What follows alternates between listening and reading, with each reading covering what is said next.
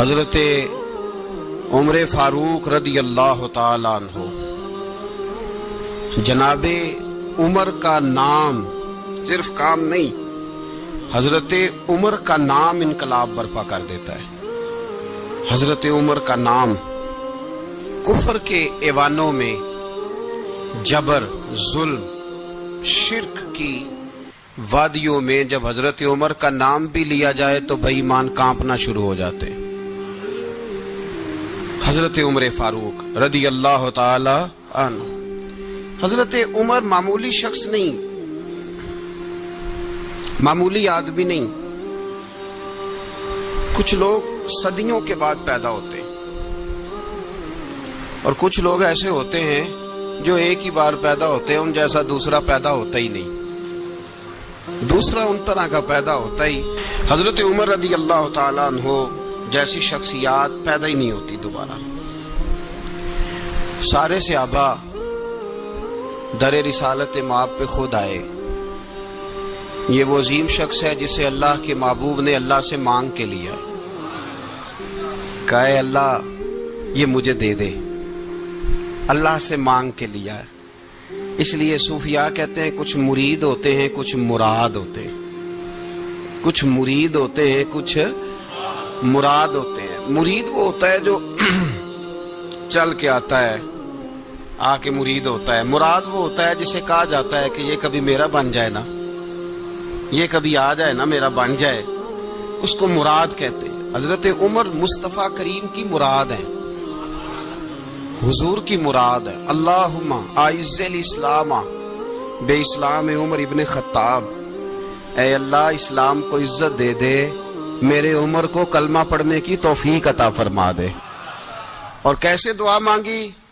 وہ یار حضرت عمر کی تو اس فضیلت کا کوئی جواب نہیں دے سکتا، میرے رسول پاک علیہ السلام سب کے لیے دعا مانگتے ہیں نا، حضور کی دعا عام ہے، لیکن مصطفیٰ کریم نے کعبے کا غلاف تھام لیا اور غلاف کعبہ کو حضور نے سینے سے لپٹایا اور سینے سے چمٹا کے کہا اے اللہ میں نے تو کبھی سوال ہی زیادہ نہیں کیے، میں کرنے آیا ہوں، مجھے عمر دے دے، عمر دے دے۔ حضور نے مانگ کے لیا۔ اور پھر جب جس کو حضور مانگے اللہ سے کہ حضرت عمر رضی اللہ تعالیٰ عنہ کا آج یوم شہادت ہے، میرا تو دل کرتا تھا کہ فجر سے باتیں شروع ہوں اور سارا دن ہی عمر کی باتیں ہوتی رہیں، سارا دن جناب عمر کی باتیں، سارا دن، اس لیے کہ ذکر جناب عمر کا ہوگا پر راضی اللہ کے رسول ہوں گے صلی اللہ، تو جاگ کے بیٹھے، خوش ہو کے بیٹھے۔ ہمارے ہاں منایا ہی نہیں جاتا، بابے اللہ کیتا ساؤن بھادروں اسو کتا تے منڈے جنوری فروری، تو اسلامی سال بھی گیا اور وہ تاریخیں بھی ساری گئیں۔ یکم محرم امت مسلمہ کے لیے بہت بڑا دن ہے، بہت بڑا دن، یہ شہادت ہے حضرت عمر فاروق کی رضی اللہ تعالی۔ یہاں چھوٹی چھوٹی باتوں پہ گورنمنٹ چھٹی کرتی پھرتی ہے، چھوٹی چھوٹی باتوں، الیکشن ہو گیا تو چھٹی، فلاں جگہ پہ تھوڑا سا کسی نے خبر دے دی کہ کوئی پریشانی ہے تو چھٹی، فلاں جگہ یہ ہو گیا تو چھٹی، یہاں تک کہ فلاں وزیر صاحب فلاں علاقے میں آئیں گے تو سارے علاقے کو چھٹی۔ اور اب تو اس سے بڑا حال ہونے لگا ہے، اگر جن لوگوں کی سندھ میں حکومت ہے ان کے لیڈر کا دن آیا تو اس دن چھٹی، اور جن کی پنجاب میں حکومت ہے ان کا دن آیا تو چھٹی۔ ہمارا مطالبہ ہے حکومت پاکستان سے، اگر سر اٹھا کے جینا چاہتے ہو تو یکم محرم کو چھٹی کیا کرو، اگر سر اٹھا کے جینا چاہتے ہو تو یکم محرم کو چھٹی کرو جناب عمر کے دن، اور ملت کے جوانوں کو بتاؤ کہ اگر عزت کی زندگی جینا چاہتے ہو تو اس طرح جیو جس طرح فاروق اعظم جی کے گئے ہیں۔ عزت اور وقار کی زندگی، جمہوریت حضرت عمر سے سیکھنی پڑے گی، حکومت کرنے کے طریقے حضرت عمر سے، رعایا کو سیکھنا پڑے گا کہ امیر کس طرح بنایا جاتا ہے اور امیر کس طرح کے ہوتے ہیں۔ یہاں لوگ ہمیں یورپ کی مثالیں دیتے ہیں، لوگ یہاں ہمیں آ کر کے امریکہ کی مثالیں، انہیں کیا پتا حکومت کیا ہوتی ہے؟ وہ کہتے ہیں جی وہ سائیکل پہ جاتا ہے ان کا حکمران۔ میں نے کہا وہ سائیکل پہ جاتا ہے؟ میرے عمر فاروق مدینے سے مکے گئے تھے تو پیدل ہی حج کرنے چلے گئے، پیدل ہی۔ اور جناب عمر فاروق رضی اللہ تعالیٰ عنہ عید کی نماز پڑھانے گئے، عید کی نماز عید کی نماز عمر خطبہ عید دینے گئے، اور اس زمانے میں کون سا غریب ہے جو ننگے پاؤں جاتا ہو؟ کون سا غریب ہے جو مسجد ننگے پاؤں جاتا ہو؟ لوگوں نے تو 3 قسم کی چپلیں رکھی ہوئی ہیں، ایک مسجد جانے کی علیحدہ ہے، گھر پہننے کی علیحدہ ہے، شادی بیاہ پہ جانے کی چپل علیحدہ ہے۔ حضرت عمر فاروق رضی اللہ تعالیٰ عنہ نکلے عید کا خطبہ دینے کے لیے، تو بیوی سے کہنے لگے جوتا، اس نے کہا صاحب اتنی دفعہ ٹوٹا ہے اب گانٹھا نہیں جا سکتا، اتنی دفعہ ٹوٹا ہے کہ اب دوبارہ پیمند نہیں لگ سکتے۔ تو حضرت عمر کہنے لگے چل کوئی حرج نہیں، بغیر جوتے کے ننگے پیر ہی چلتے ہیں، کوئی حرج نہیں۔ تو کہنے لگے لوگ کیا کہیں گے؟ فرمایا چپ کر، لوگ جس دن عمر نے یہ دیکھ لیا نا لوگ اس کے بارے میں کیا کہتے ہیں، اس دن عمر عمر نہیں رہے گا۔ تو کہا پھر آپ کا نظریہ کیا ہے؟ فرمایا میرا نظریہ یہ ہے کہ رب رسول میرے بارے میں کیا کہتے ہیں، لوگوں کا کیا ہے؟ لوگ کل کسی کے بارے میں کچھ کہتے ہیں اور پرسوں کچھ کہتے ہیں، میرا نظریہ یہ ہے کہ رب رسول میرے بارے میں ننگے پیر عمر جا رہے ہیں۔ کون جی؟ میں بڑا ماڑا۔ اچھا جناب، کیا کیا غربت ہے؟ 10 قسم کے جوڑے لٹکے ہوئے ہیں کمرے میں، اور پہننے کی فرصت نہیں، سویرے کیا پہننا ہے، شام کیا پہننا ہے، 15 سوٹ کٹھے استری ہو کے لانڈری والا بھیج رہا ہے، اور تو غریب ہے، تو بہت بڑا غریب ہے۔ اس لیے کہ غربت پیسوں کی وجہ سے نہیں ہوتی، غربت تو دل کی ہوتی ہے۔ تو واقعی بڑا غریب ہے اور تو غریب ہی رہے گا۔ امیر تو عمر فاروق تھے، عمر فاروق تھے جو ننگے پاؤں چلے گئے عید کی نماز پڑھانے، تو رستے میں جو ملا کہنے لگا عمر جوتا تو پہن لو۔ فرمایا تمہیں عمر کا جوتا نہ پہننے کا نقص تو نظر آیا ہے، کوئی حرج نہیں، اگر عمر کو کبھی بتانا ہوا تو وہ والا نقص بتانا جو عمر کی سیرت میں پیدا ہو، کردار میں پیدا ہو، وہ والا نقص بتانا، یہ چھوڑو جوتے آتے جاتے رہتے۔ ننگے پاؤں گئے، پاؤں دھوئے، نماز پڑھائی، لوٹ آئے۔ او بھائی یہاں تو ہمارا بناؤ سنگار اترنا، جتنی توجہ کپڑوں کی طرف ہے اتنی توجہ کبھی ہماری علم کی طرف ہوتی نا، جتنا ذوق شوق ہمارا بناؤ سنگار کی جانب ہے، اتنا بناؤ سنگار کبھی ہمارا اخلاقیات کی جانب ہوتا تو معاملات بڑی حد تک سنورے ہوئے ہوتے۔ حضرت سیدنا فاروق اعظم رضی اللہ تعالی اپنی زندگی کو ترتیب دیا، ایک دن بھی خلافت نہیں مانگی اللہ سے۔ حضرت عوف بن مالک اشجعی ایک صحابی ہیں، حضرت عوف بن مالک رضی اللہ تعالیٰ عنہ فرماتے ہیں کہ جناب ابو بکر صدیق کا زمانہ تھا تو میں نے خواب دیکھا، میں نے خواب میں جناب عمر کو دیکھا، اور میں نے دیکھا کہ کوئی کہنے والا کہہ رہا ہے کہ عمر وہ ہے کہ اللہ کے رستے میں کوئی اسے جتنا مرضی برا بھلا کہے یہ پرواہ نہیں کرتا۔ کس کے رستے میں؟ بولے سارے۔ اس کا مطلب ہے اللہ کے رستے میں لوگ برا بھلا بھی، قرآن مجید نے کہا وَلَا يَخَافُونَ لَوْمَةَ لَائِمٍ، کچھ لوگ ایسے ہیں جو برا بھلا کہنے والوں کی پرواہ نہیں کرتے۔ آپ یقین کریں اگر پرواہ شروع ہو جائے نا تو دین کا کام ختم ہو جائے، نہ کوئی تقریر کرے، نہ کوئی تدریس کرے، نہ کوئی پیری مریدی کرے، ختم ہو جائے اگر باتوں کی پرواہ ہو۔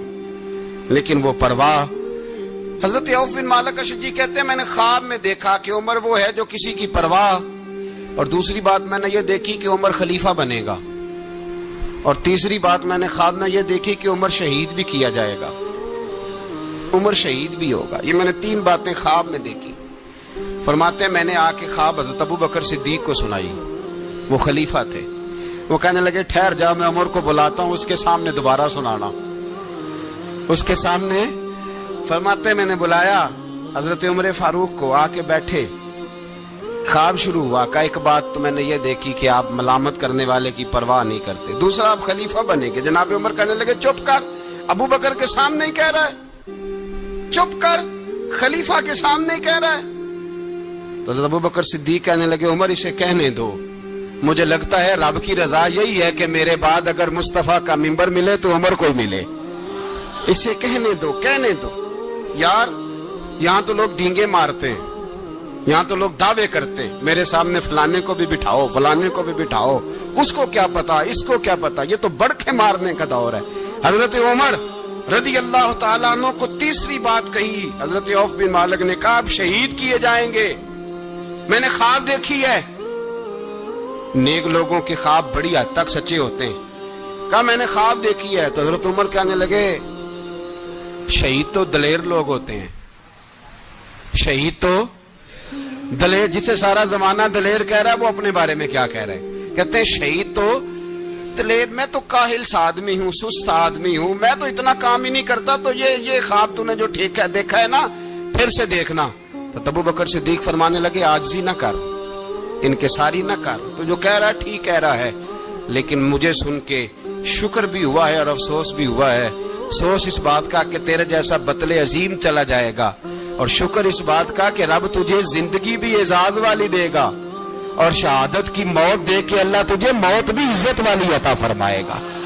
اللہ موت بھی تجھے عزت والی دے گا, تجھے کاہلوں جیسی موت اللہ. حضرت فاروق اعظم رضی اللہ, او بھائی یہاں تو اس زمانے کا سب سے بڑا مسئلہ پروٹوکول ہے. لوگوں کو پتا ہوتا ہے کامل پیر ہے, کامل مرشد ہے, لوگ نہیں جاتے. میں کسی کا مرید ہو جاؤں, میرا پروٹوکول کدھر گیا؟ پتا ہوتا ہے یہ کامل استاد ہے, میں اس کے پاس بیٹھوں گا تو میری تربیت کرے گا, لیکن لوگ شاگرد نہیں بنتے. میں کدھر گئی؟ یہ پروٹوکول کی مصیبت ہے نا, اس نے بڑے بڑے لوگ زیرو کر دیے, بڑے بڑے لوگ. اور یہ مت سمجھے کہ آپ کا وزیر اعظم پروٹوکول لیتا ہے یا آپ کا صدر پروٹوکول, وزراء, ایسی کوئی بات نہیں. ہم چھوٹے طبقے سے لے کر بڑے سارے پروٹوکول کے قائل ہیں. ہمارا تو داماد بھی کہتا ہے کہ مجھے پوچھا نہیں میں تمہارے گھر کیوں آؤں. ہمارا تو بھائی ہر شخص اعلان کرتا ہے پروٹوکول کا, فلانے نے عزت نہیں دی تو واپس آ جاؤ, فلانے نے سلوٹ نہیں کیا تو واپس آ جاؤ. لوگ جہاں سلوٹ کرنا چاہیے وہاں بھی سلوٹ کرانے کے قائل ہیں. پر حضرت عمر رضی اللہ تعالی, حضرت عمر کی سادگی اور پھر جناب عمر کی عاجزی, جب انسان اپنے اوپر سوار کر لیتا ہے نا, سوار کر لیتا ہے, میں بدکار پرانا خادم, کسے در ملی نی ٹوئی, اتے واسف یار نے نظر جو کیتی تے واسف ہی. میں اکثر سوچتا ہوں حضور نے جہاں بھی کہا نا, فرمایا میرے بعد نبی ہوتے تو خطاب کے بیٹے عمر ہوتے. حضور نے فرمایا عمر جس رستے سے جاتا ہے شیطان وہ رستہ بدل جاتا ہے. نبی پاک صلی اللہ علیہ وسلم نے فرمایا میرا عمر وہ ہے کہ اس کی زبان پر حق جاری ہے. حضور علیہ الصلوۃ والسلام نے فرمایا 950 سال حضرت جبریل میرے عمر کی شان بیان کریں تو ان کی عظمت ختم نہیں ہوتی. 950 سال جبریل عظمت بیان کرے تو ختم نہیں ہوتی. یہ بات ہے حضرت عمر کی. اور فرمایا عمر ابو بکر کی نیکیوں میں سے ایک نیکی ہے, یہ شان ہے عمر فاروق رضی اللہ تعالیٰ عنہ کی. حضور نے فرمایا میرے بعد نبی ہوتے تو عمر ہوتے, جس گلی سے عمر آئے شیطان رستہ بدل جائے. میرے عمر فاروق کی شان 950 سال بیان ہو تو ختم نہ ہو. عمر کی زبان پر اللہ حق بیان کرتا ہے, جو عمر کہتا ہے وہی رب کر دیتا ہے. حضور ساری زندگی فضیلتیں بیان کرتے رہے, عمر جواب میں کیا کہتے ہیں؟ کوئی بتائے نا کہ یہ والی حدیثیں کبھی عمر نے بھی روایت کی ہوں کہ حضور نے میرے بارے میں یہ کہا ہے. یہ روایتیں وہ روایت نہیں کرتے. ان سے جب لوگ کہتے عمر تیری بڑی بات ہے تو عمر رو پڑتے, کہتے میں تو اونٹ چرانے والے باپ کا بیٹا ہوں, میں تو اونٹ چرانے والے باپ کا بیٹا, اونٹ چرا. اس سے آگے عمر گئے ہی نہیں ساری زندگی, اس سے آگے لفظ ہی نہیں ادا کی. اور میں تو بھائی اونٹ چرانے والا, میرا باپ تو اونٹ چرایا کرتا تھا, 10 اونٹ تھے, میری ڈیوٹی ہوتی تھی, سنبھالے نہیں جاتے تھے, ابا ڈنڈوں سے مارتا تھا.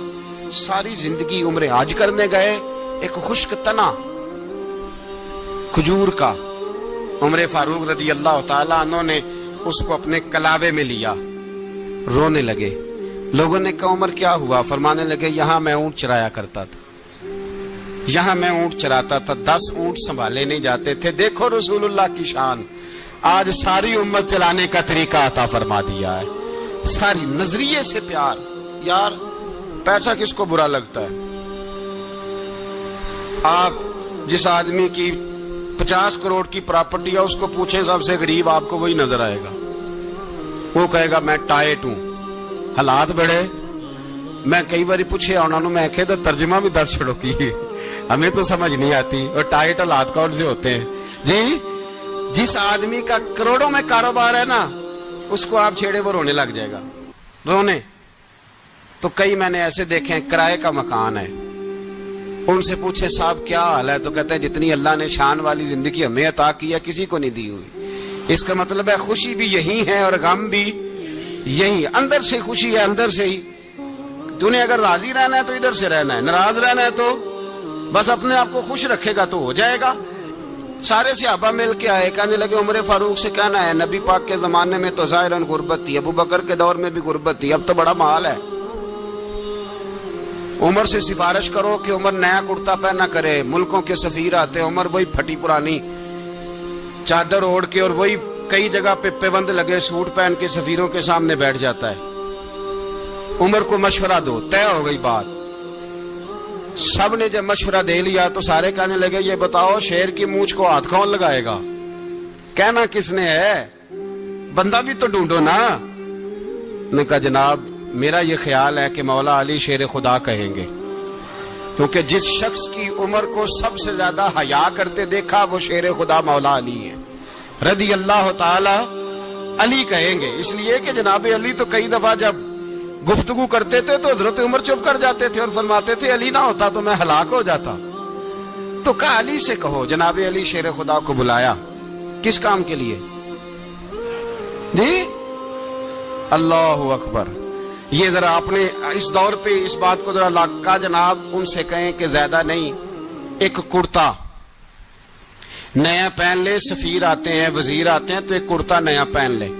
حضرت علی کو بلایا، آپ فرمانے لگے کوئی اور بات ہوتی تو میں کہہ دیتا، یہ والی میں نہیں کہہ سکتا، کوئی اور ہوتی تو میں عمر کو کئی دفعہ کہہ دیتا ہوں، جلال میں بھی تو سن، یہ والی میں نہیں کہہ سکتا، میں تمہیں ایک مشورہ دیتا ہوں۔ کہا وہ کیا؟ کہنے لگے سیدہ عائشہ صدیقہ سے کہو، وہ مومنوں کی ماں ہیں، عمر ٹالے گا نہیں۔ اماں جی سے جا کے کہا اماں جی نیا کرتا عمر سے کہیں پہن لیں، وزیر آتے ہیں بڑے بڑے لوگ تو چلو کوئی عرض نہیں۔ اماں جی نے کہا اچھا کوئی بات نہیں میں بلا لیتی ہوں۔ جناب عائشہ نے پیغام بھیجا، جب خادم نے کہا نا مصطفیٰ کے گھر سے پیغام آیا ہے تو 20 لوگ بیٹھے تھے، عمر کانپتے ہوئے اٹھے، کانپتے دوڑے۔ حضرت عائشہ پردے میں تھی تو فرماتی ہیں عمر اتحیات کی حالت میں بیٹھ گئے۔ کہا اماں جی دیر تو نہیں ہو گئی مجھے آنے میں؟ کہا نہیں ٹائم پہ آ گئے ہو، کس لیے بلایا تھا؟ کہا عمر دیکھو غربت کے معاملات اور ہوتے ہیں، جب اللہ آسانی دے تو کوئی چیز استعمال کرنا حرام نہیں ہوتی، اگر حرام ہے تو بتاؤ۔ کہا نہیں اماں جی حلال ہی ہے۔ تو فرمایا پھر اتنے سفیر آتے ہیں مشیر آتے ہیں، اب تو مال غنیمت بڑا آتا ہے، ڈھیر لگ جاتے ہیں مسجد میں، تو چل ایک نیا کرتا تم بھی پہن لیا کرو، اور آپ نیا کرتا پہنو گے تو دھاک بیٹھے گی غیروں پر۔ تو صحابہ کا مشورہ ہے کہ آپ نیا لباس پہنے۔ اماں جی کہتی ہے میں نے حکم دیا تو عمر چپ کر گئے، گردن جھک گئی۔ تھوڑی دیر کے بعد سیدنا عمر فاروق نے سر اٹھایا تو داڑھی پہ آنسو گر رہے تھے، رو پڑے، کہنے لگے پاک محبوب کی پاک بیوی جیسے حکم کرتی ہو میں حاضر ہوں، پر مجھے وہ والا لباس پہنانا جو میرے مصطفیٰ نے پسند فرمایا ہے، اگر یہ رنگ رسول پاک کا ہے تو میں حاضر ہوں، اور اگر نبی پاک کا نہیں تو پھر جیسے آپ حکم کریں۔ جناب عائشہ کہتے ہیں عمر روئے تو میں زیادہ روئی، میرا پلو بھیگ گیا آنسوؤں سے۔ میں نے کہا عمر آپ جائیے۔ عمر یوں نکلے تو جو صحابہ کھڑے تھے وہ کونے میں تھے، سارے آ گئے۔ کہا اماں جی کیا بناؤ؟ فرمایا بھائی تم سب جو باتیں کہتے ہو وہ اپنی جگہ ٹھیک ہیں، پر عمر جو بات کرتا ہے وہ سب سے زیادہ ٹھیک ہے۔ عمر جس پہلو پر بات کرتا ہے وہ یار ایسی عاجزی، ایسا رنگ، ایسا انداز، ایسا طرز حیات، ایسی زندگی، اولاد کے معاملے میں لوگ بزدل ہو جاتے ہیں، بزدل۔ پر حضرت عمر کا بیٹا مصر گیا، وہاں سے کمائی کر کے لایا، تجارت کرنے گیا، لاکھوں کا مال۔ کون سا باپ ہے دنیا میں جس کا بیٹا باہر سے پیسے لے کے آئے تو ابا تفصیل پوچھے کہ بیٹا کہاں سے کمائے، کہاں سے لایا، کتنے ملے، کیوں آئے؟ کون سا باپ تفصیل پوچھتا ہے؟ ابا تو کہتا لا صحیح، اور تعریفیں کرتا ہے میرا بیٹا بڑی کمائی کرتا ہے۔ کبھی پوچھا ہے اس سے کہ ڈیوٹی صحیح دیتا ہے کہ نہیں؟ کبھی پوچھا ہے کہ تو ایمانداری کی روزی لاتا ہے کہ حرام کی کماتا ہے؟ یہ باپ کی ذمہ داری ہے، یہ اماں کی ذمہ داری ہے۔ پھر کہتا ہے بیماری کیسے آ گئی، پریشانی کیسے آ گئی؟ تو نے کبھی سوال کیا اپنی اولاد سے؟ حضرت عمر فاروق رضی اللہ تعالیٰ عنہ کا بیٹا مصر سے پیسے کما کے لایا تو جناب عمر نے بلایا، فرمایا بیٹے اتنی تو تیرے پاس راس ہی نہیں تھی، تھوڑے سے تو پیسے لے کے گیا تھا، اتنی کمائی کیسے ہو گئی؟ اتنے تو پیسے نہیں تھے صاحب، کہاں سے کمائی لائے؟ اس نے کہا ابا جی وہ جو میرے چچا ہے نا مصر کے گورنر، آپ کے دوست، انہوں نے میری مدد کی ہے۔ فرمایا جتنے لوگ گئے تھے سب کی ہے مدد اس نے؟ کہا نہیں صرف میری کی۔ فرمایا تیری کیوں کی؟ تیری کیوں کی؟ کہا حضور آپ کے دوست ہیں۔ فرمایا چپ کر، حضور انہوں نے مجھے اتنے پیسے دیے، میں نے کاروبار میں ڈالے تو نفع آیا تو میں ان کی رقم دے کے۔ فرمایا خاموش ہو جا، باقی جتنے لوگ گئے تھے سب کی مدد کی اس نے؟ کہا نہیں حضور صرف میری کی۔ فرمایا اس نے تیری مدد نہیں کی، اس نے خلیفہ کے بیٹے کی مدد کی، اس لیے کہ وہ خلیفہ کو اپنے حق میں نرم کر سکے۔ فرمایا آدھا مال تیرا ہے، آدھا مال غنیمت کا ہے، مال خزانہ کا ہے، مسلمانوں کا ہے، اس لیے کہ تو جو وہاں سے مال کما کے لایا ہے وہ اپنے باپ کے خلیفہ ہونے کی وجہ سے کما کے لایا ہے، لہذا رکھ ادھر۔ یہاں کہتے ہیں کدھر سے آیا، کیسے آیا، کون سا حساب دیں، کیا کریں؟ او بھائی حضرت عمر رضی اللہ تعالیٰ عنہ کا اپنی اولاد کے بارے میں یہ رنگ ہے۔ ایک جنگ سے نا خوشبو آئی، خوشبو بڑی مہنگی ہوتی تھی، عرب میں خوشبو آج بھی بڑی مہنگی ہے، وہ زیادہ استعمال کرتے ہیں۔ میری باتوں کی سمجھ آ رہی ہے میرے بھائیوں؟ بڑی مہنگی خوشبو تھی۔ جب وہ خوشبو آئی تو حضرت عمر نے کہا، گھر میں پہلے پہنچی حضرت عمر کے، چونکہ زیادہ عورتیں استعمال کرتی تھی گھر کے اندر خوشبو، مرد بھی لگاتے تھے۔ حضرت عمر نے اپنی بیوی سے کہا، آپ کی زوجہ تو تھی وہ بڑی خوشبو کو پسند کرتی تھی۔ حضرت عمر نے اپنی زوجہ سے کہا کہ خوشبو لاؤ، میں نے ایک عورت کی ڈیوٹی لگائی ہے، وہ خوشبو تول کے نا تو حصہ برابر صحابہ میں بانٹ دے گی۔ تو آپ کی زوجہ کہنے لگی کسی بی بی کی ڈیوٹی لگانے کی کیا ضرورت تھی، میں جو موجود تھی میں بانٹ دیتی ہوں تول کے حصہ برابر۔ آپ نے فرمایا نہیں تو رہنے دے، اور فلانی بی بی بانٹے گی۔ کہا حضور میں نے بھی بانٹنی ہے، میرے پہ کچھ حق ہے؟ آپ نے فرمایا نہیں، تو تفصیل نہ پوچھ، تو خوشبو دے دے، کوئی اور بانٹے گی۔ خاتون خانہ تھی نا، کہنے لگی نہیں مجھے بھی آج آپ کو بتانا ہی پڑے گا کہ کوئی جو بانٹ سکتی ہے تو میں کیوں نہیں بانٹ سکتی؟ زوجہ کہتی عمر نے بات کی تو میری چیخیں نکل گئی۔ حضرت عمر فرمانے لگے جب تو خوشبو بانٹے گی نا تیرے ہاتھوں کو بھی لگے گی، تیرے دوپٹوں کو بھی لگ جائے گی۔ اگر رب کریم نے مجھ سے سوال پوچھا کہ عمر خوشبو تو مسلمانوں کی تھی، تیری بیوی کے دوپٹے کو کیوں لگ گئی، تو میں اللہ کے حضور کیا جواب دوں گا؟ اگر اللہ نے یہ سوال کیا کہ تیری بیوی نے کیوں لگائی، وہ تو حصہ تھا مسلمانوں کا، تو نے تیری بیوی نے کیوں لگائی؟ تو فرمایا میں نہیں چاہتا کہ اللہ کے حضور مجھے اور تجھے باز پرس ہو، لہذا کسی اور کو بانٹنے دے۔ زوجہ روئی اور تڑپ کے کہنے لگی عمر مجھے لگتا ہے صبح قیامت بھی تیری بیوی ہونے کی وجہ سے اللہ مجھے جنت عطا فرما دے گا، تیری زوجہ ہونے کی برکت سے۔ بھائی یہ معیار رکھا، خدا کی قسم ایسا شخص تاریخ میں دوبارہ نہیں آیا۔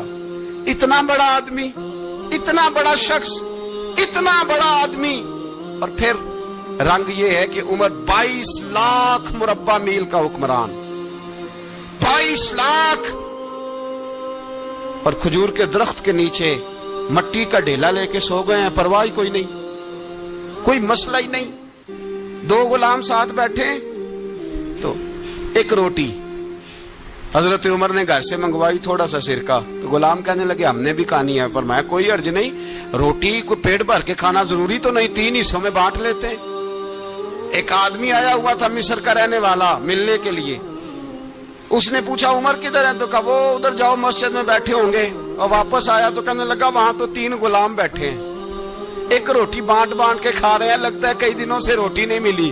کہا 3 غلام تو کوئی نہیں، وہاں 2 ہی تھے، تیسرے تو امیر المومنین تھے۔ اس نے کہا نہیں 3 غلام ہیں، کپڑے بھی ایک طرح کے پہنے ہوئے، بلکہ 2 کے تو پھر صحیح ہیں، تیسرے کے تو زیادہ ماڑے ہیں، کپڑے بھی ایک طرح کے، کھانا پینا بھی ایک طرح کا، اور ان کا نشست برخاست بھی ایک طرح کی ہے، لہذا کوئی فرق نہیں۔ حضرت ابو ہریرہ کہتے ہیں میں لے کے آیا، اور جناب عمر کو جب میں نے کچی زمین میں تامت سمیٹ بیٹھے دیکھا تو میں رو پڑا۔ میں نے اس مصر سے آنے والے کو کہا تو اس کے جلوے دیکھ، اگر اس کی ذات میں اتنا حسن ہے تو محمد عربی کا مقام کیا ہوگا؟ یہ مقام غور ہے۔ मकाम गौर।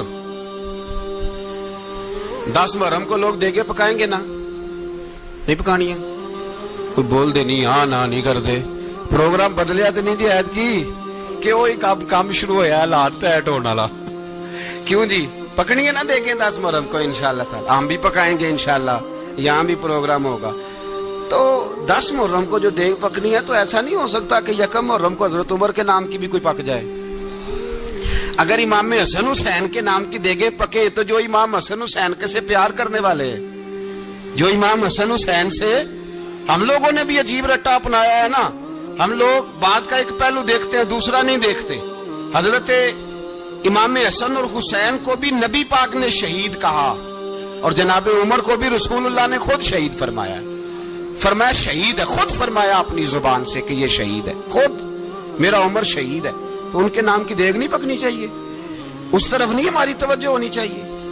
और अहले बैत नबू, ये बात मैं पहले भी करता हूं, आज फिर करना जरूरी समझता हूं। अहले बैत का प्यार, सुन लो कान खोल के, अहले बैत का प्यार अगर हमें किसी ने सिखाया है तो सैयदना उमर फारूक ने सिखाया है।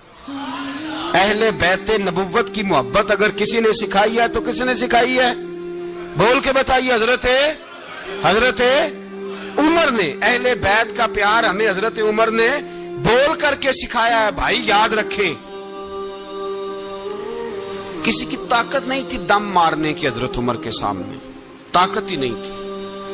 कैसरो किसरा कांप जाते थे, जुर्रत ही नहीं करते थे हजरत। और हमारे तो तल्लकात बड़े हैं ना गैरों से। हजरत अबू मूसा अशअरी रदी अल्लाह ताला अन्हु फरमाते हैं, मेरा मुंशी साई था,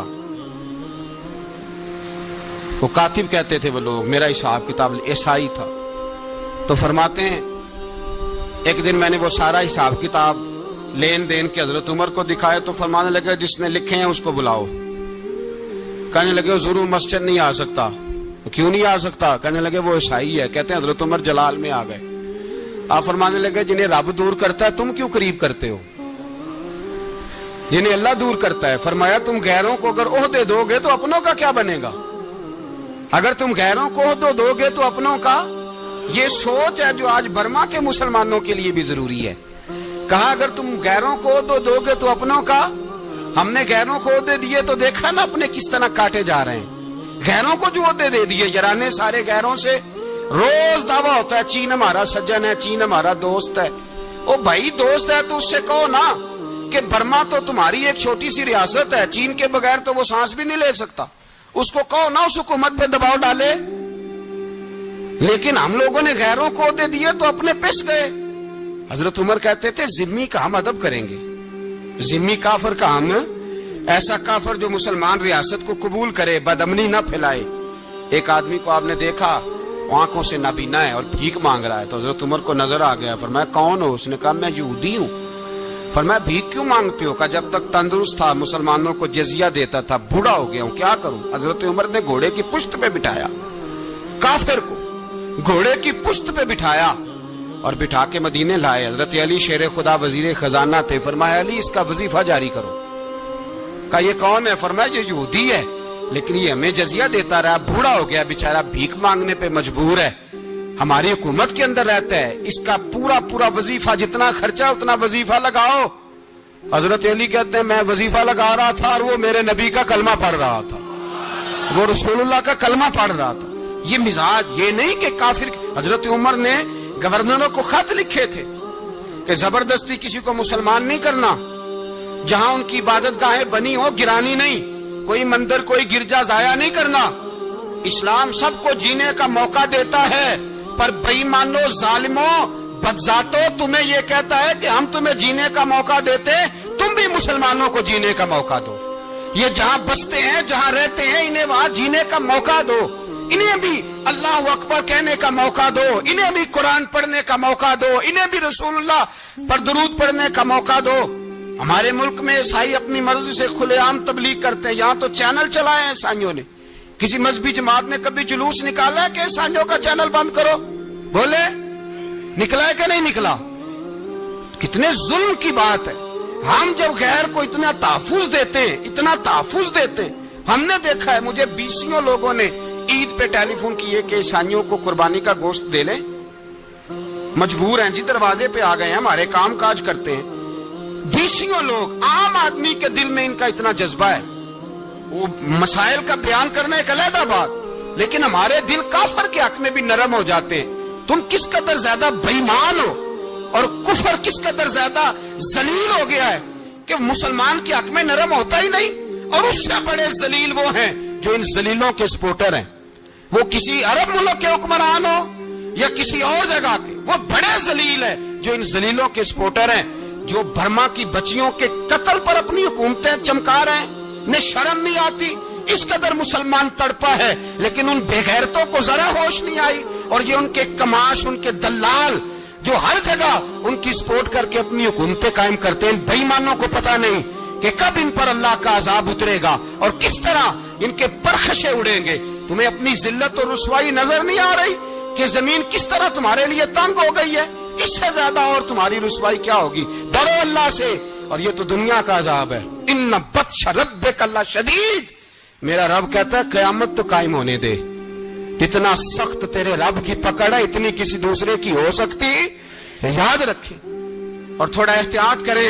ہم سب لوگ بھی، جو ہم لوگ آدھی زبان بول کے بھی ان کی سپورٹ کرتے ہیں، اب شرم آنی چاہیے ہمیں ان حکومتوں کی سپورٹ کرتے جو مسلمانوں کی لاشوں کے اوپر حکومتیں قائم کرتے ہیں. شرم آنی چاہیے. بہرحال بات دور نکل جائے گی اور میں اپنے مضمون پہ رہتا ہوں. اہل بیت کا پیار اگر سکھایا ہے تو جناب عمر نے سکھایا ہے رضی اللہ تعالی عنہ. امام حسن ملنے، آپ یقین کریں میں جب اس واقعہ کو پڑھتا ہوں تو میرا دل جھوم جاتا ہے. میں کہتا ہوں یار، ڈاٹا ہونا اپنی جگہ پہ، عشق ہونا اپنی جگہ پہ، انسان کا باوقار ہونا اپنی جگہ. جہاں کھڑے ہونا تھا وہاں یہ کھڑے ہوتے تھے، اور جہاں جھکنا تھا وہاں یہ. ان لوگوں میں اقبال نے کہا تھا تیری نگاہ ناز سے دونوں مراد پا گئے، عقلے کی یاب و جستجو، عشق حضور و اضطراب. جہاں اگر آیا ہے سامنے کیسر و کسرا تو عمر جیسا دلیر کوئی نہیں. اگر سامنے آیا ایران کا بادشاہ تو عمر جیسا تگڑا کوئی نہیں. اگر آیا ہے سامنے غسان کا بادشاہ تو عمر جیسا عادل کوئی نہیں. لیکن اگر علی کا بیٹا آیا ہے، اگر فاطمہ کے لال پارے آئے ہیں، تو پھر فاروق اعظم سے جیسا محب کوئی نہیں، پھر ان سے جیسا پیار کرنے والا کوئی نہیں. اندر بیٹھے ہیں جناب عمر، اندر تنہائی میں کچھ وزیروں سے گفتگو ہو رہی ہے، میٹنگیں جاری ہیں. آپ کے بیٹے ملنے آئے جناب عبداللہ ابن عمر. ابا جی ملنے آئے. بات ٹھہرو، بات کر رہا ہوں، کوئی نہ اندر آئے. صاحبزادہ باہر کھڑا ہے. تھوڑی دیر گزری تو امام حسن بھی آ گئے. کون آئے؟ آپ کو جو ملے گا امام صاحب کا نام لینے سے، وہ سردار ہیں جنتیوں. کون آئے؟ سارے بولیے. امام حسن، تیری نسل پاک میں ہے بچہ بچہ نور کا، تو ہے نے نور تیرا سب کرانا. امام حسن آئے تو حضرت عبداللہ ابن عمر کو دروازے پہ کھڑے دیکھا. کہا امیر المومنین کہاں ہیں؟ کہنے لگے حضرت عمر کے بیٹے. کہنے لگے وہ اندر بیٹھے، کچھ میٹنگ ہو رہی ہے اور انہوں نے کہا کوئی اندر نہ آئے، لیکن آپ جانا چاہیں تو چلے جائیں. آپ جانا چاہیں تو، تیری نسل پاک میں ہے بچہ بچہ نور، آپ جانا چاہیں تو چلے جائیں. تو انہوں نے کہا جب آپ باہر کھڑے ہیں تو مجھے کوئی اتنا ضروری کام نہیں، اور ابھی زور کی نماز تھوڑی دیر میں ہوگی، میں مسجد میں مل لوں گا امیر المومنین سے. یہ بات کہہ کے امام حسن چلے گئے. یار اتنی بڑی بات نہیں تھی، اتنی بڑی بات نہیں تھی. اور میرے استادوں کا بیٹا بھی آئے تو کہا ٹھیک ہے جی وہ سوئے ہوئے ہیں، کوئی غرض نہیں یار، میں ٹھہر کے آ جاؤں گا. کوئی بڑی بات نہیں تھی، دیکھا جائے تو بڑی بات نہیں تھی، پر بات بہت بڑی تھی اس لیے کہ یہ خالی حسن نہیں، یہ حسن ابن علی ہے، یہ حضرت فاطمہ کے لخت جگر. حضرت عمر باہر نکلے. عبداللہ ابن عمر سے پوچھا کوئی آیا تو نہیں؟ تو کہا حضور امام حسن آئے تھے. تو کہا پھر شہزادے کو اندر کیوں نہیں بھیجا؟ کہا میں نے کہا تھا. وہ کہنے لگے اگر امیر المومنین مصروف ہیں تو میں ظہر میں مل لوں گا. حضرت عمر رونے لگے. فرمایا بیٹے تو نے اچھا نہیں کیا. پھر مسجد نہیں گئے، سیدھے امام حسن کے دروازے دستک دی. امام حسن باہر آئے. کہا شہزادے آئے تھے تو ملے کیوں نہیں؟